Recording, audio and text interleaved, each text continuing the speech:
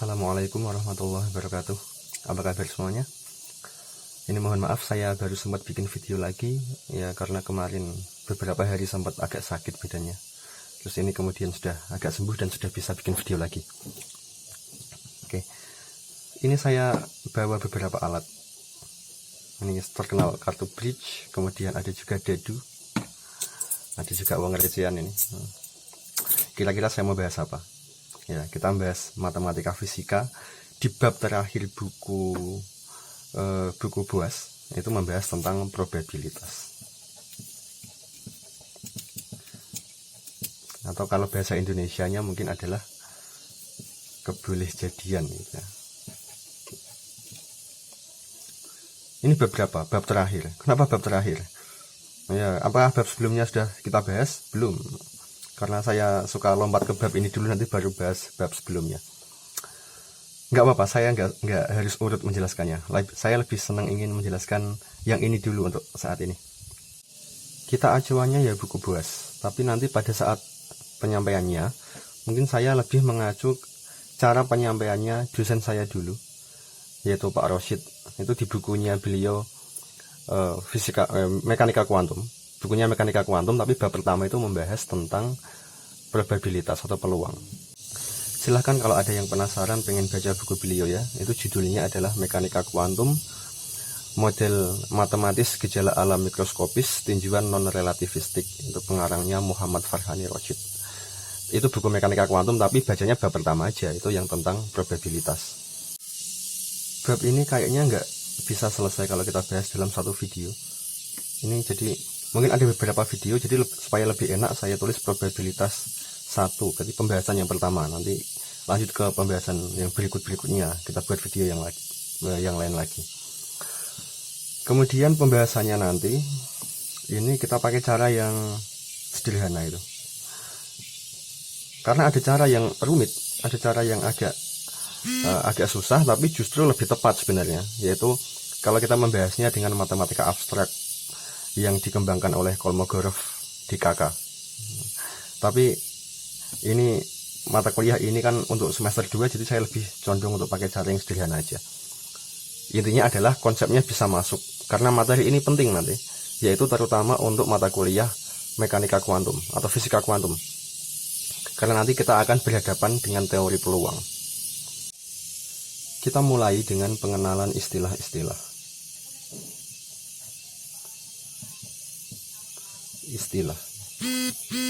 Ada beberapa istilah yang kita harus pahami nanti. Yang pertama itu adalah eksperimen. Yang kedua adalah ruang sampel. Dan yang ketiga adalah peristiwa. Ada beberapa istilah lagi yang kita juga harus paham, tapi untuk sementara kita bahas 3 ini dulu. Eksperimen ini jangan dimaknai eksperimen seperti eksperimen yang kita kenal itu ya, tapi ini bahkan lebih sederhana daripada itu. Eksperimen di sini diartikan sebagai kegiatan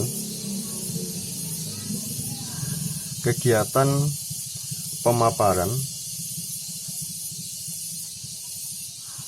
suatu objek dilanjutkan observasi atau pengamatan terhadap objek itu.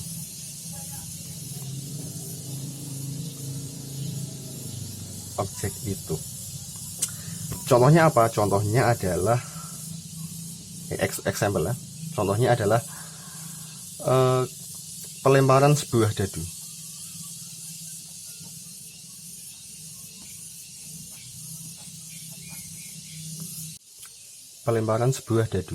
Jadi dadu itu kita lempar, terus kita amati. Sederhana sekali. Kita amati. Oh, ternyata ada muka bernomor 2 atau banyak titiknya itu 2 yang ada di atas. Sesederhana itu. Ini yang kita namakan sebagai eksperimen.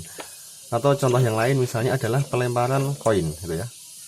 Pelemparan koin dilempar, kemudian kita amati, oh ternyata ada gambar garudanya di atas. bukan gambar yang atau bukan sisi yang isinya angka. Kemudian contoh lain adalah pengambilan satu buah kartu dari setumpuk kartu bridge. Misalnya kita ambil satu, ternyata setelah itu kita amati, ternyata ada king yang keluar. Nah, sesederhana itu. Setiap eksperimen pasti akan memunculkan yang namanya luaran atau outcome. Misal pada saat pelemparan dadu tadi itu luarannya adalah muka 2. Kemudian saat pelemparan koin itu luarannya adalah gambar burung Garuda. Kemudian saat kita mengambil satu kartu dari setumpuk kartu bridge tadi itu luarannya adalah king berwarna merah dengan gambar wajik. Gitu. Nah, selanjutnya setiap eksperimen ini pasti terkait dengan ruang sampel. Ruang sampel adalah himpunan objek-objek di dalam objek ini ya, himpunan objek-objek yang mungkin keluar atau yang mungkin menjadi luaran.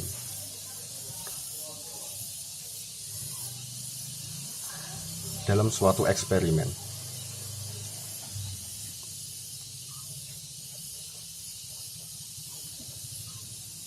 Saya kasih contoh dadu ini saja, yang lebih mudah. Dadu ini adalah objek. Kemudian kita memaparkan objek dengan eksperimen tadi, yaitu dengan melempar dadu. Kemudian yang menjadi luarannya tadi adalah 2. Tapi yang berpotensi menjadi luaran adalah semua sisi dadu ini. Itu berkesempatan untuk menjadi luaran, tergantung mana yang kemudian benar-benar menjadi luaran. Nah, maka himpunan titik-titik atau objek-objek yang mungkin menjadi luaran dalam kasus ini adalah muka 1, kemudian 2, 3, 4, 5, dan 6. Berarti ruang sampelnya adalah himpunan beranggotakan 6 muka dadu ini, dari muka 1 hingga muka 6. Kita tuliskan ya, ruang sampelnya untuk eksperimen pelemparan sebuah dadu tadi, itu S, itu ruang sampel.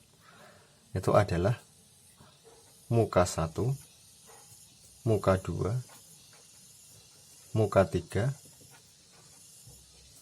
muka 4, sampai muka 6.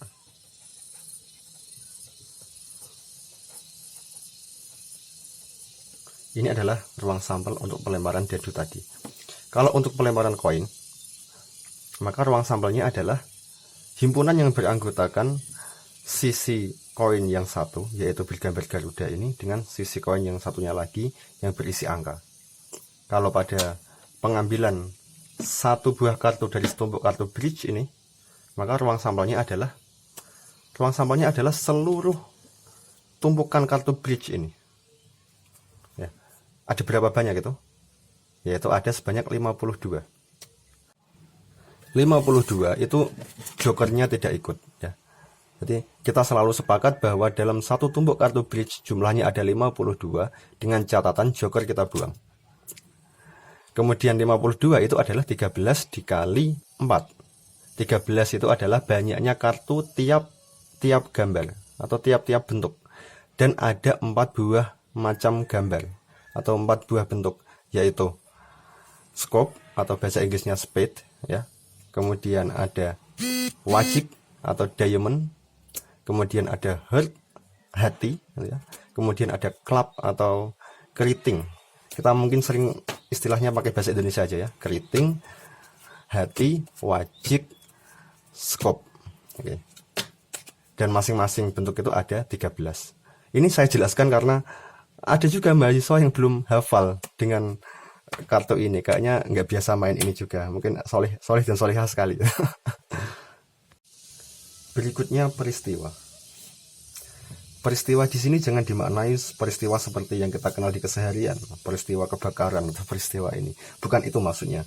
Peristiwa di sini adalah subhimpunan dari ruang sampel. Subhimpunan dari ruang sampel. Jadi pada dadu tadi, kalau saya ngomong peristiwa genap, itu maksudnya adalah subhimpunan dari ruang sampel yang isinya adalah Mukadadu 2, kemudian Mukadadu 4, dan Mukadadu 6. Ada 3 anggotanya. Itu namanya peristiwa genap. Peristiwa gasal itu adalah Mukadadu yang anggotanya adalah 1, 3, 5. Jelas ya? Dan seterusnya. Di kartu bridge misal kita ngomong peristiwa bukan angka. Nah, maka ini adalah himpunan kartu-kartu bridge yang isinya adalah kartu as, kemudian jack, queen, king. Dapat dipahami ya? Berarti kalau saya tulis di sini supaya sejalan dengan yang atasnya ya, ini pelemparan dadu, ini ruang sampelnya. Kemudian di sini pakai dadu lagi yang saya tulis. Misal saya ngomong peristiwa prima, saya tulis sebagai PR M gitu. Peristiwa prima yaitu himpunan muka-muka dadu yang berupa bilangan prima, yaitu muka 2, 3, 5. Itu bilangan-bilangan prima. Muka 2, muka 3, muka 5. Dan ini adalah subset dari S. Ini adalah contoh dari peristiwa. Sebelum kita pindah ke lembaran yang lain, saya rasa saya perlu menambahkan beberapa catatan untuk terkait istilah-istilah ini. Yang pertama itu tentang ruang sampel ini. Itu ada juga yang menyebut dengan istilah spektrum. Ini istilah lainnya. Ada yang menyebut ruang sampel, ada juga yang menyebut spektrum. Kemudian setiap titik anggota ruang sampel itu juga biasa disebut sebagai titik sampel. Jadi kalau ada X anggota S, S-nya ini ya, maka X-nya itu disebut sebagai titik sampel.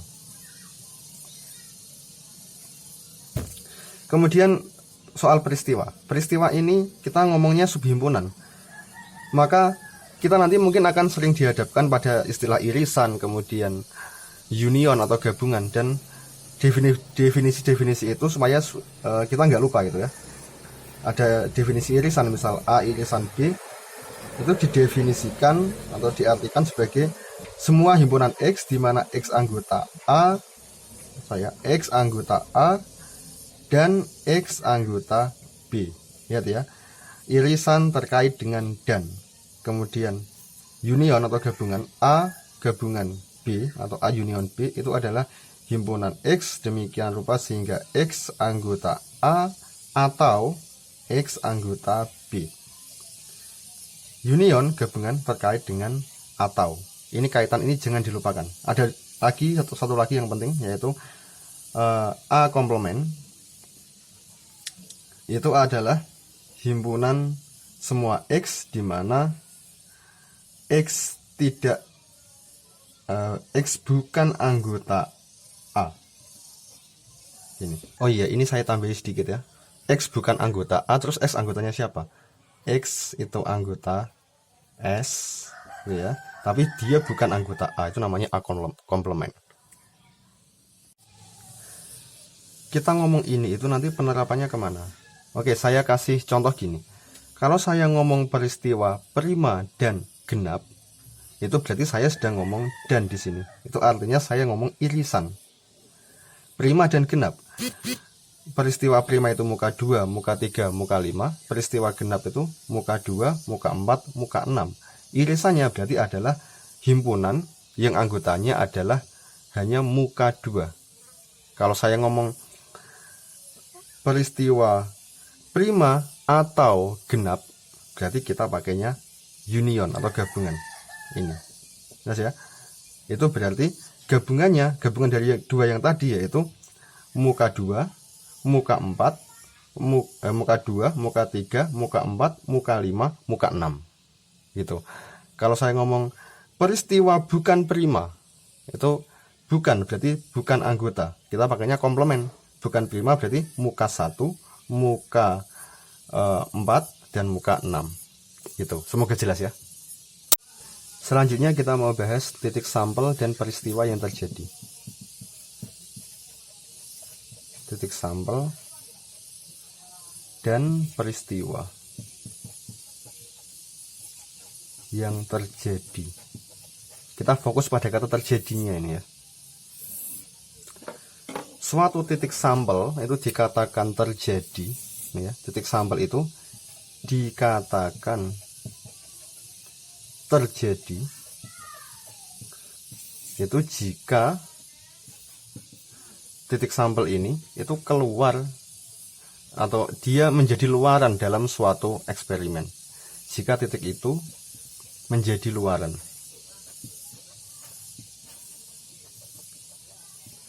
Gitu.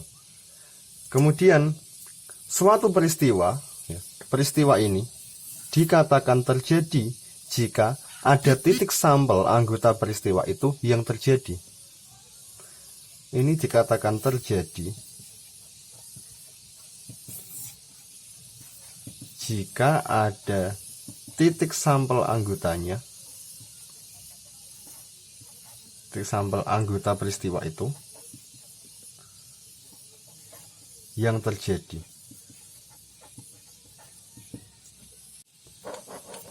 Masih bingung dengan ini? Saya kasih contoh pakai dadu aja ya. Ini saya lempar misal. Oke, yang terjadi berapa? Yang terjadi adalah titik sampel muka 1. Itu terjadi. Titik sampel ini terjadi. Peristiwa yang terjadi, peristiwa apa? Peristiwa yang terjadi adalah peristiwa gasal. Kemudian peristiwa bukan prima. Jelas maksudnya. Karena di peristiwa gasal ada muka dadu 1 yang terjadi di situ. Kemudian peristiwa bukan prima itu juga ada muka dadu 1 yang di sini terjadi. Maka peristiwa itu terjadi karena titik sampelnya yang menjadi anggotanya terjadi. Ini bisa menyebutkan lagi peristiwa apa lagi yang terjadi? Ada lagi peristiwa ini juga terjadi. Peristiwa yang anggotanya hanya 1 ini, yaitu muka 1. Peristiwa yang anggotanya hanya 1. Ini sering disebut sebagai peristiwa keunsuran, ya. Disebut sebagai peristiwa keunsuran.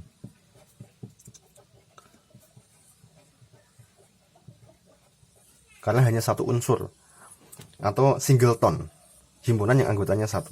Ini juga terjadi. Kemudian ada peristiwa yang selalu terjadi, yaitu S. S itu adalah ruang sampel. Ruang sampel itu sekaligus adalah peristiwa. Itu karena ruang sampel ini juga subhimpunan dari S, subhimpunan dari S. Itu benar kan? Maka S juga peristiwa, dan ini adalah peristiwa yang selalu terjadi. Ini selalu terjadi. Kemudian ada peristiwa yang mustahil untuk terjadi dan selalu mustahil untuk terjadi di manapun tempatnya. Itu adalah peristiwa ini, himpunan kosong. Himpunan kosong itu adalah subhimpunan dari himpunan apapun saja. Maka himpunan kosong juga peristiwa. Tapi himpunan kosong ini adalah peristiwa yang mustahil, tidak pernah terjadi.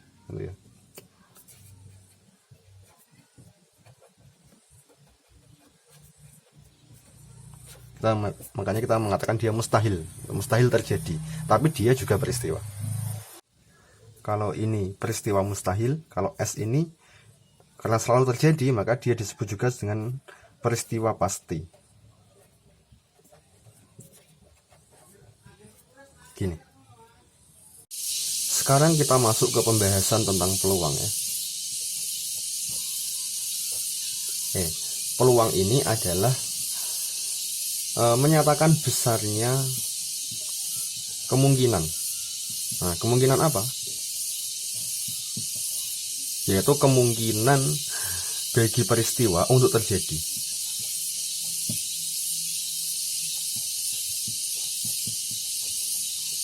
Untuk terjadi. Jadi yang punya nilai peluang di sini adalah peristiwa.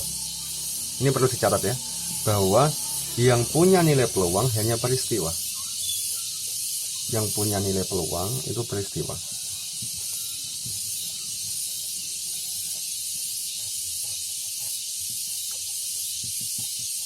Selain peristiwa tidak punya nilai peluang.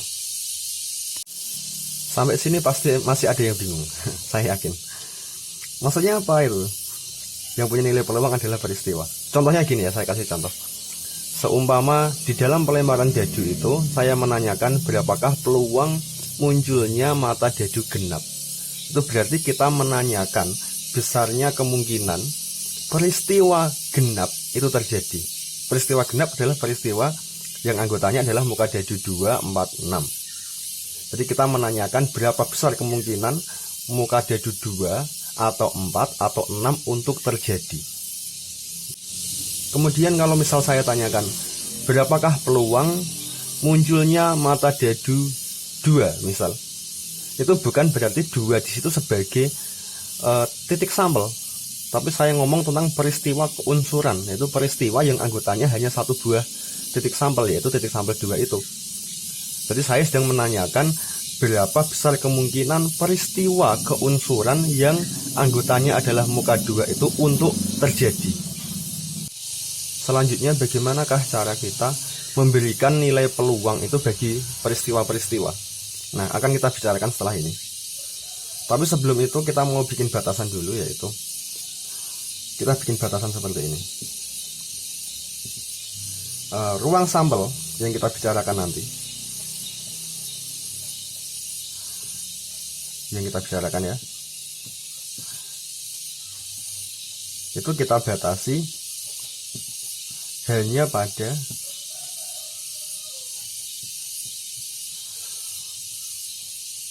ruang sampel yang diskrit, ruang sampel diskrit ya, atau tidak kontinu, dan jumlah anggotanya ya, atau jumlah titik sampelnya itu dia terhingga atau berhingga ya, berhingga. Jadi jumlah titik sampelnya berupa bilangan, bukan infinity atau kata hinggaan. Lihat ini, kita batasi ruang sampelnya diskrit ya, diskrit atau tidak kontinu. Ini pengertiannya gimana? Diskrit di sini maksudnya adalah setiap titik anggota ruang sampel itu dapat kita labeli dengan bilangan asli. Kalau gampangnya ngomong misalnya gini, saya buat titik, ya, misal gini ya, himpunan titik-titik ini itu adalah himpunan yang diskrit. Kenapa? Karena saya bisa ngomong ini titik pertama, ini titik kedua, titik ketiga, titik keempat, dan seterusnya.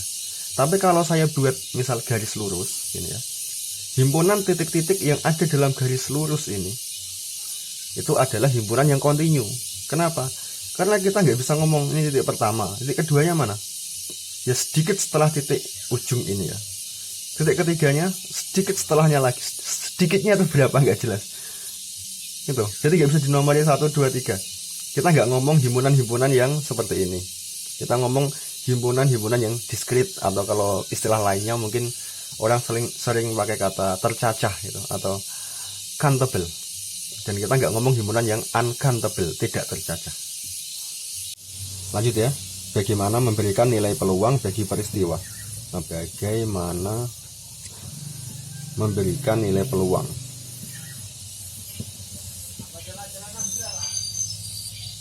bagi peristiwa.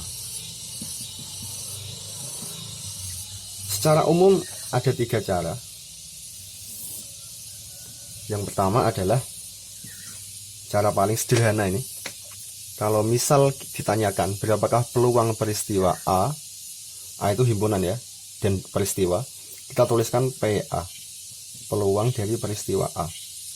Cara paling sederhananya adalah banyaknya anggota himpunan A itu, atau peristiwa A itu, dibagi dengan banyaknya anggota ruang sampel. Apakah ini benar? Maksudnya apakah ini mendekati kenyataan? Ya nggak tahu juga. Tapi yang jelas kita bisa berasumsi seperti ini. Peluang itu seperti ini. Dan ini boleh diberikan di bawah asumsi bahwa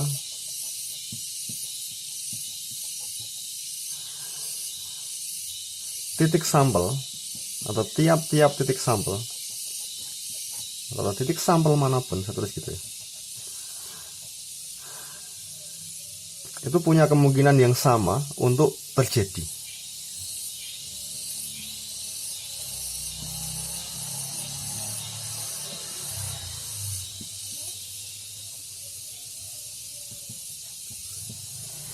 mungkin bahasa ininya kita pakai istilah adil. Adil karena setiap titik sampel punya kesempatan yang sama untuk terjadi dan besar kemungkinannya itu sama. Jadi kalau kita ngomong dadu, kita mengatakan semua titik sampel kemungkinannya sama. Itu kalau dadunya ini misalnya cara melemparnya itu tidak cara melemparnya fair gitu. Jadi kita tidak, kalau kita letakkan gini misalnya, ya jelas pasti keluarnya satu kan. Berarti ini nggak adil. Atau memang kita sengaja mau keluarkan yang mana, itu berarti nggak adil. Jadi kita melemparnya fair atau adil. Kemudian dadunya ini juga terbuat dari bahan yang homogen. Kalau misalnya satu sisi itu ada pemberat, misal sisi bawah sini ada pemberatnya, sisi sini, maka dia akan cenderung jatuhnya pasti ini yang di bawah tuh. Maka titik sampel satu ini, muka satu ini pasti akan lebih sering terjadi daripada titik sampel yang lain. Kenapa? Karena berat yang bawah sini, ya kan gini. Oke, itu namanya nggak adil.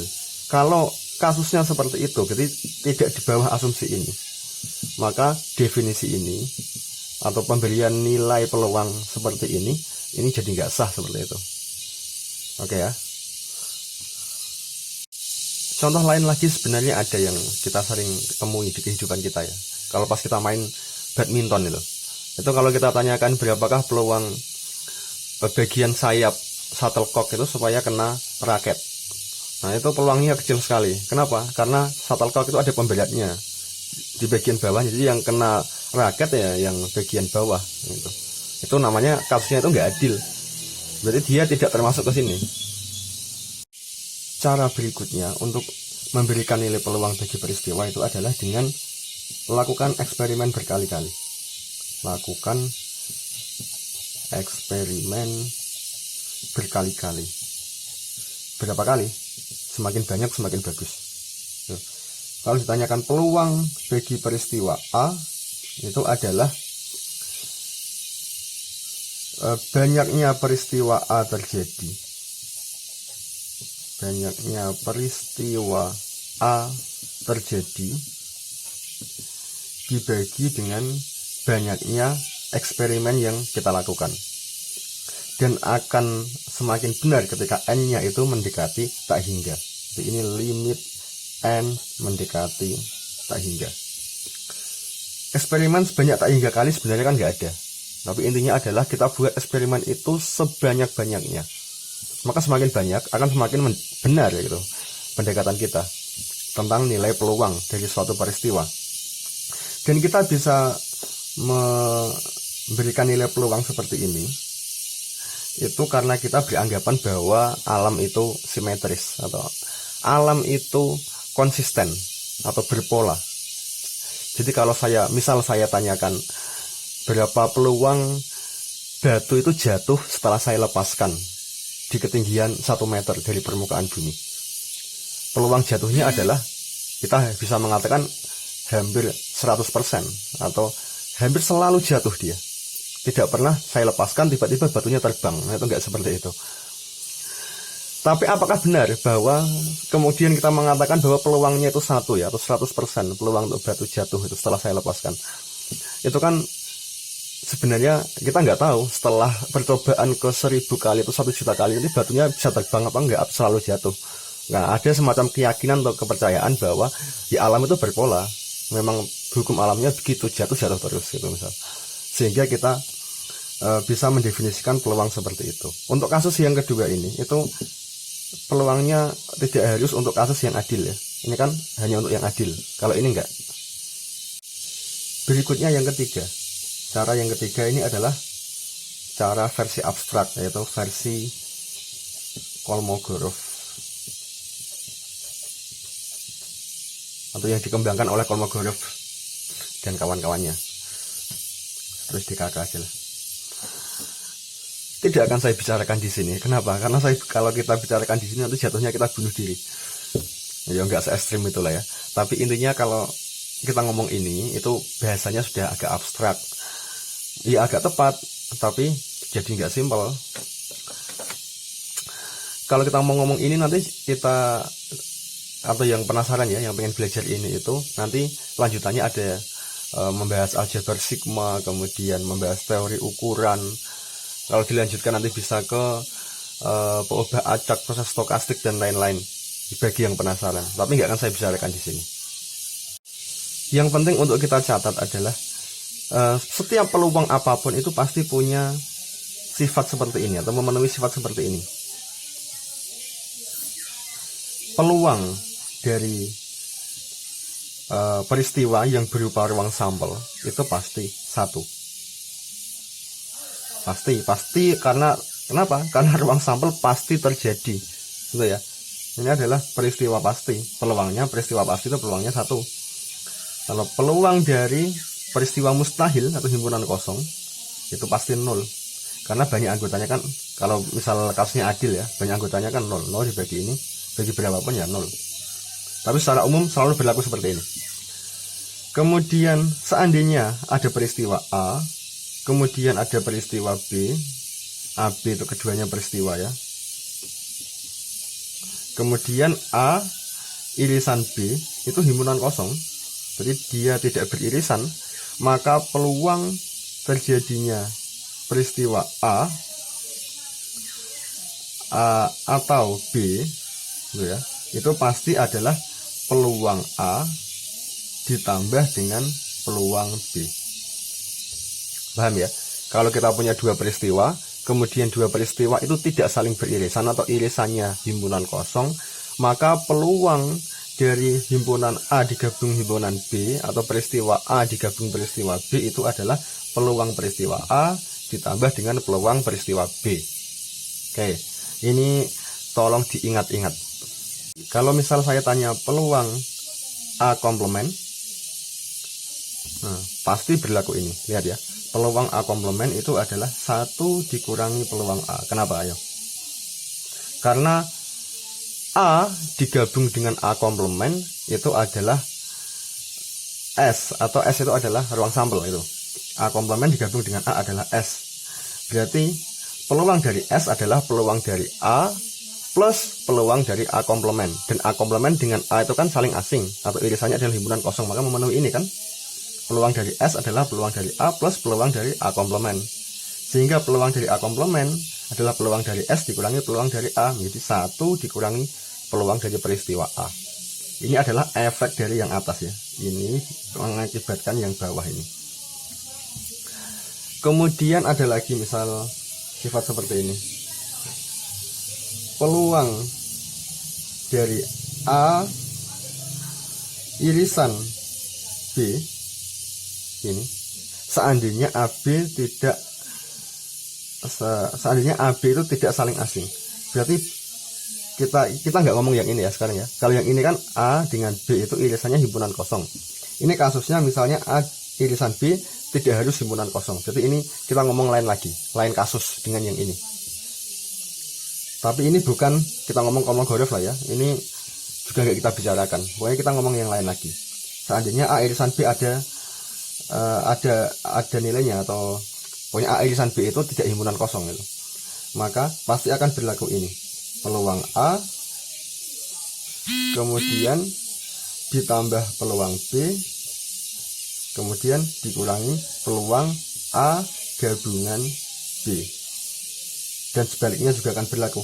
Kalau kita pindah ruas, peluang A gabungan B itu sama dengan peluang A ditambah peluang B dikurangi peluang A irisan B.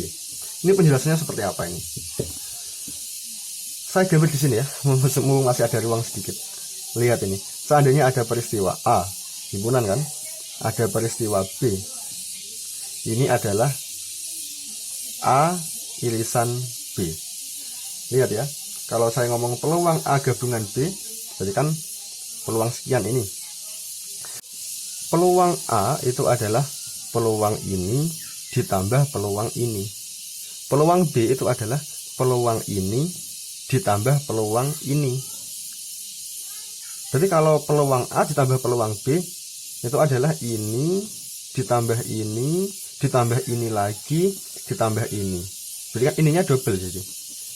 Sementara kalau A gabungan B kan ininya kan dipakai salah satu saja kan, sehingga harus dikurangi dengan peluang A irisan B itu untuk mendapatkan peluang A gabungan B. Berarti ini jelas ya.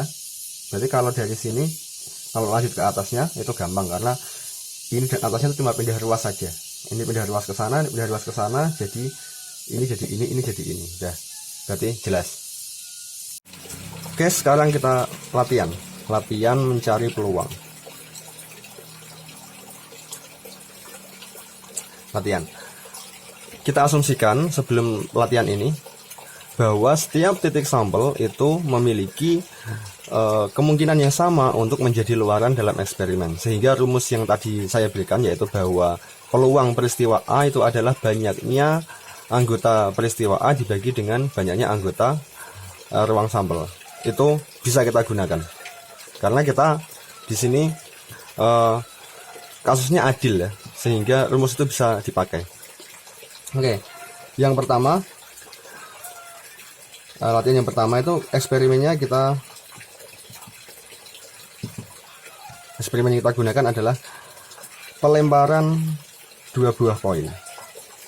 Pelemparan 2 buah koin. Sebelum saya tanya peluangnya, kita harus bisa mendata dulu kalau pelemparan 2 buah koin itu ruang sampelnya berupa apa. Berbeda dengan pelemparan 1 buah koin. Kalau pelemparan 2 buah koin ada 2 angka dan 2 gambar ini ya. Dan ruang sampelnya kalau 1 koin kan hanya gambar sama angka. Gambar itu gambar burung garuda maksudnya ya. Kalau 2 buah koin, ruang sampelnya anggotanya ada 4. 4 itu seperti ini, bisa kita data. Ada 2 buah koin. Ada koin pertama, ada koin kedua. Kita bikin tabel gini.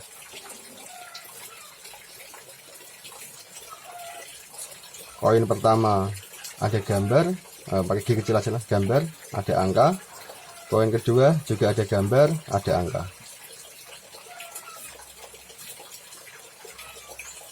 Dan hasil pelemparannya nanti bisa berupa ya, hasil pelemparannya bisa berupa gambar-gambar, bisa berupa gambar angka, bisa berupa angka gambar, bisa berupa angka-angka. Oke, sehingga S-nya itu bisa kita tulis, S-nya adalah GG, GA, AG, AA. Oke. Kemudian seumpama kita tanyakan, berapakah peluang muncul dua-duanya itu gambar gitu. Berarti peristiwanya apa?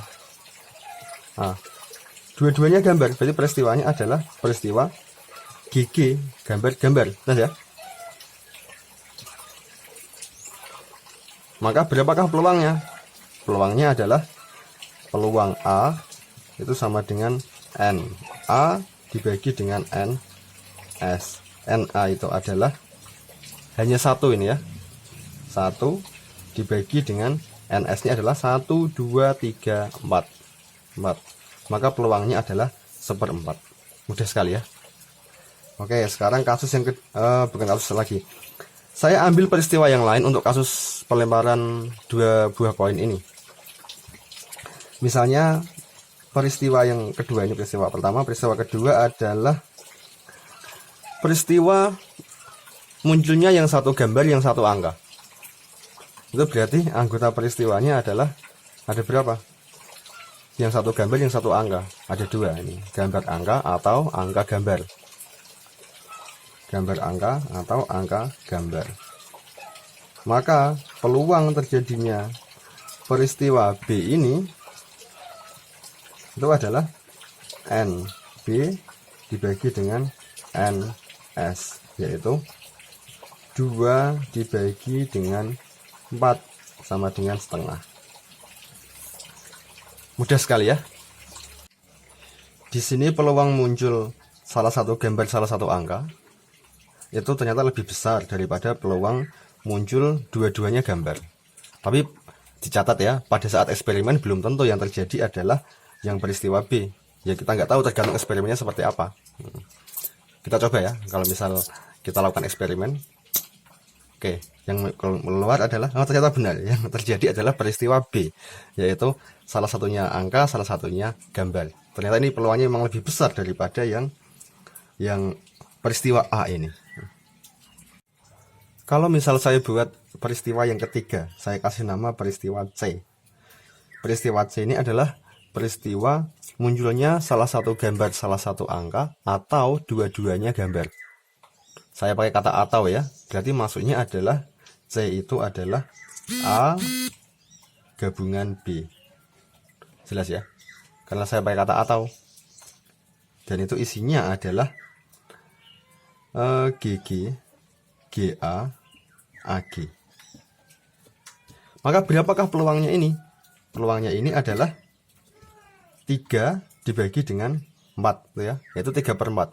3/4 itu bisa kita cari dari sini, bahwa peluang C itu adalah peluang A ditambah peluang B. Boleh nggak kita pakai rumus ini? Boleh, karena saling asing. Antara ini dan ini nggak ada yang sama anggotanya ya. Sehingga kita boleh pakai peluang A tambah peluang B. Peluang A adalah 1/4, peluang B adalah setengah. 1/4 ditambah setengah itu adalah 3/4 itu ya. Bisa kita dapatkan dari situ sesuai dengan rumus kita tadi.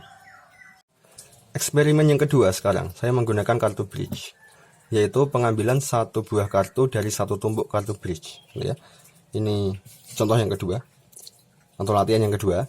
Itu adalah eksperimennya, pengambilan satu buah kartu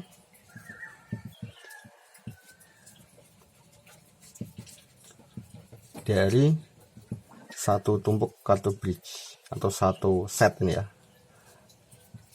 kartu bridge.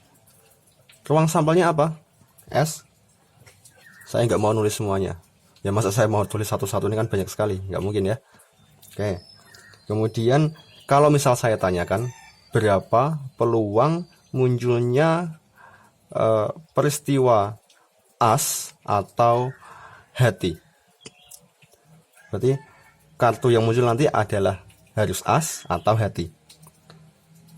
Saya pakai kata atau berarti kalau dalam himpunan dia adalah union atau gabungan. Ingat ya. Oke, peristiwa as itu saya tulis sebagai A, peristiwa hati saya tulis sebagai H. Nah, sekarang kita lihat berapakah banyaknya anggota A gabungan dengan H.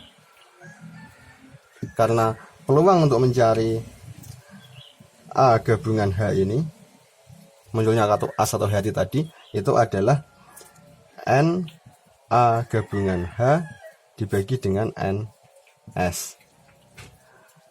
Bolehkah kita menggunakan rumus PA gabungan H adalah PA ditambah dengan PH? Ya, kita lihat dulu apakah antara dua peristiwa ini saling asing atau enggak. Kita lihat ya. Kita cari kartu as dan hati. Bentar. Nah ini, lihat ya. A itu anggotanya ada 4, 1, 2, 3, 4. Ini adalah himpunan A beranggotakan 4 ini. Kemudian himpunan H, kartu-kartu yang bergambar hati. 1, 2, 3, 4, 5, 6, 7, 8, 9, 10, 11, 12. Carinya mudah karena saya taruh di atas sendiri ya. Ada 12. Apakah cuma ini? Oh enggak, ternyata di as itu ada hati juga. Berarti as ini itu ada di keduanya. As bergambar hati ada di sini, ada di sini. Oke ya. Berarti dua himpunan ini enggak saling asing, sehingga kita enggak boleh pakai rumus peluang A ditambah peluang H untuk mencari peluang A gabungan H. Oke. Kita harus mengetahui jumlah banyaknya total kartu ini ya. Ini adalah kartu as atau hati. Ini ada 12, tambah ini 13, 14, 15, 16. Ternyata ada 16. Maka NA gabungan H ini ada 16. Itu berarti ini menjadi 16 per banyaknya ruang sampel berapa? Satu tumpuk kartu bridge ini berapa? Ini dengan ini, yaitu sebanyak 52. Gini ya. Ini adalah peluangnya. Atau kalau mau kita sederhanakan ini ya sama dengan 4/13 gitu. Ini adalah peluangnya. Kalau sekarang saya tanya berapa peluang munculnya kartu as dan sekaligus hati. Saya pakai kata dan berarti pakainya irisan. A irisan H. Gitu ya. A irisan H ini berarti peluang dari A irisan H adalah N A irisan H dibagi dengan NS. NA irisan H itu berapa? Nah, kita lihat ini ya. Yang dia masuk menjadi anggota as tapi juga anggota hati ya cuma satu kartu ini. Ya, kartu ini. Maka ini 1. Sehingga ini menjadi 1/52. Itu adalah peluang dari A irisan H. Kalau kemudian saya cari peluang A sendiri, berapa? Peluang munculnya kartu as. PA itu sama dengan NA dibagi NS. Banyaknya kartu as adalah 4 tadi ya. Maka langsung aja ya. Ini adalah 4 per NS adalah 52. Jadi sama dengan 1/13.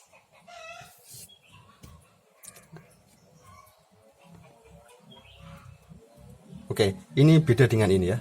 Jadi ini kita batasi ya, karena ini beda ini karena ditanya ini. Kalau kemudian saya tanya berapa peluang H?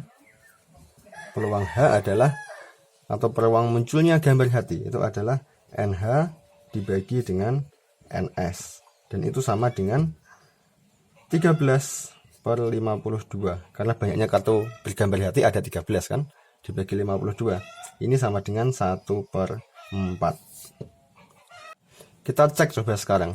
Berlaku nggak rumus yang tadi, yaitu bahwa peluang A gabungan H itu adalah peluang A ditambah peluang H dikurangi peluang A irisan H. Apakah berlaku rumus ini? Harusnya berlaku, tapi coba kita cek ya. Ini sama dengan peluang A itu adalah 1/13. Peluang H itu adalah 1/4. Peluang A irisan H itu adalah 1/52 ini ya. 1/52. Kalau seperti ini ya susah, kita samakan penyebut ya. Samakan 52. Ini menjadi 4. Ini menjadi 13. Ini tetap 1. Oh maaf, benar ya. 4 tambah 13 dikurangi 1 itu berarti 17 dikurangi 1 itu adalah 16. Maka ini hasilnya adalah 16/52. Dan 16/52 ini sesuai dengan peluang A gabungan H yang itu sama juga dengan 4/13. Berarti sesuai ya rumus yang tadi kita tuliskan tadi. Latihan yang ketiga sekarang. Latihan yang ketiga dan sekaligus yang terakhir karena videonya juga sudah lumayan panjang. Latihan yang ketiga ini eksperimennya adalah pengambilan 2 buah kartu dari setumpuk kartu bridge.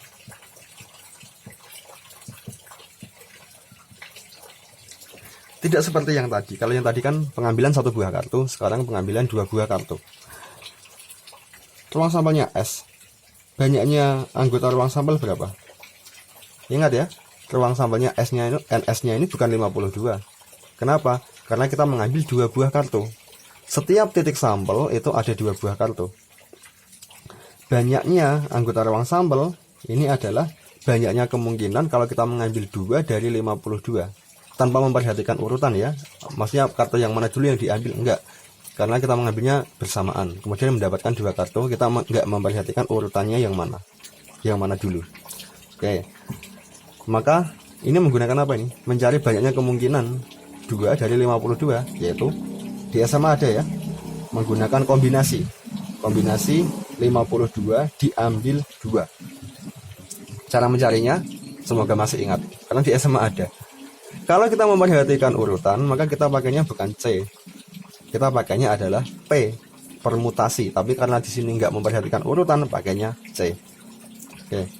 Kemudian kalau misal saya tanyakan berapa peluang mendapatkan dua-duanya itu as, kita ambil kartu, kita tanya peluang mendapatkan dua-duanya as, maka peristiwanya itu saya tulis A, peristiwa dua-duanya as gitu. Banyaknya peristiwa A ada berapa? Ada berapa banyak kemungkinan as dengan as ya. Itu adalah kombinasi, ingat ya, as itu ada 4 dalam satu set atau satu tumbuk kartu bris itu ada 4 as, kita ambil 2, berarti kombinasi 4 2 ini. Sehingga dari sini kalau kita mau menghitung peluang A adalah NA dibagi dengan NS, yaitu 4 C42 dibagi dengan C522. Gini. Supaya lebih enak menghitungnya, ini saya lanjutkan di bawahnya sini ya. PA sama dengan C42 itu adalah 4 faktorial dibagi dengan 4 min 2 faktorial dikalikan 2 faktorial dibagi dengan 52 faktorial per 52 min 2 faktorial kali dengan 2 faktorial, dan ini sama dengan 4 faktorial dibagi dengan 4 min 2 itu 2 faktorial. 2 faktorial yang ini saya tulis 2 kali 1 yaitu 2 dibagi dengan yang ini 52 faktorial per 52 min 2 itu adalah 50 faktorial, dan yang 2 faktorial ini juga saya tulis 2 kali 1 itu sama dengan 2. Ini ya, ini kita coret bisa. Nah, sama-sama ada 2 di sini. Kemudian 4 faktorial itu boleh saya tulis sebagai 4 kali 3 kali 2 faktorial dibagi dengan 2 faktorial dibagi dengan 52 faktorial adalah 52 kali 51 kali 50 faktorial dibagi dengan 50 faktorial. Ini kita coret dengan ini kita coret dengan ini. Maka ini sama dengan 4 kali 3 dibagi dengan 52 kali 51. Ini saya coret dengan ini. Ini bagi 41, 52 dibagi 4 adalah 13. Kemudian 3 bagi 3 1, 51 bagi 3 adalah 17. Sama dengan 1 per 221. Ini adalah peluangnya. Oke, sampai sini ya videonya ya. Semoga jelas. Masih banyak materi yang belum kita bicarakan, dan mungkin kita bicarakan di video yang lain. Kita belum membahas tentang peluang dengan syarat suatu peristiwa terjadi. Nanti ada seperti itu. Kita bicarakan di video yang lain. Kemudian ada juga peubah acak.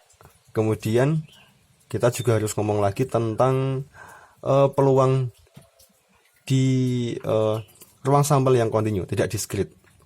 Kemudian juga masih banyak bahasan tentang ada nilai harap, kemudian ada standar deviasi, dan itu yang nanti lebih kepakai di mekanika kuantum.